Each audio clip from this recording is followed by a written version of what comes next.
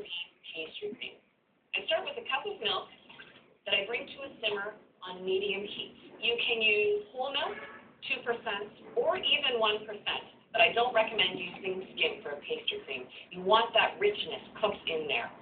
Also, when it comes to deciding what type of pot to use for your pastry cream, you want to pick a heavy bottom pot so the pastry cream cooks evenly. It's important and recommended to cook using a stainless steel pot. If you cook in an aluminum pot and whisk the pastry cream, there's actually a transfer of color and your pastry cream can turn gray. That's not what you want. I'll add about 1.5 teaspoons of vanilla bean paste. I do like to use the paste or a bean, especially when you're going to see it, as we are in the strawberry cream tart. For the eggs, 3 eggs, but just the yolks. The whites I'll actually save for the souffle I'll be making later on. I'm going to grab a little bit of butter, 2 tablespoons that I'm going to put in this bowl that I have ready to strain the pastry cream into. A pastry cream is thickened by egg yolks and cornstarch. I'll add 2 tablespoons to the yolks, and I see that the milk is just coming up to a simmer, so now I can add the sugar, 3 tablespoons. Add your sugar right before you're about to add your milk. If sugar sits in contact with raw egg yolks, it actually develops a bit of a skin, and then you just have a few more lumps in your pastry cream. I whisk everything together, and the next step is called tempering. Tempering is that gradual addition of hot milk to cool eggs and cornstarch, just to even up the temperature so that the pastry cream stays smooth and silky.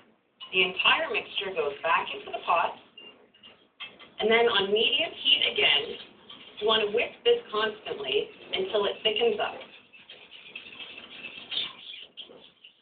There we go.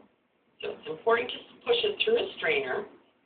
You can use your spatula or use your whisk. Just stir it in to melt the butter.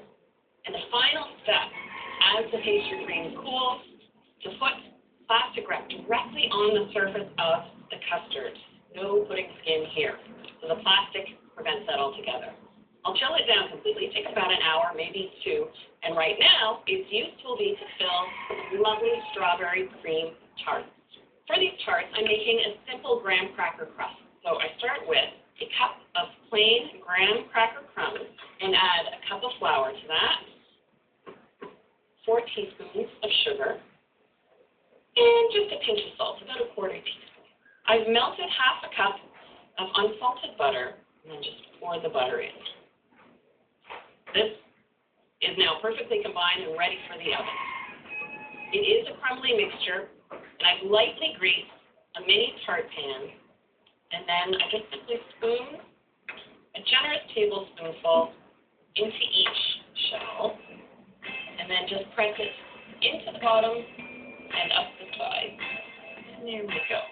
I'm preheated the oven to 350, and these simply take 10 minutes just to set the butter and graham crackers together.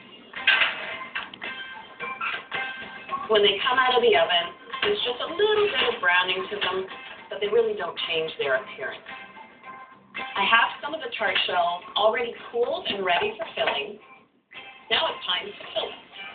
The pastry cream has chilled completely. It's always a good idea to give the pastry cream a little stir before you fill or use it. Using a pastry bag is the easiest way to fill the little tart in the most tidy manner.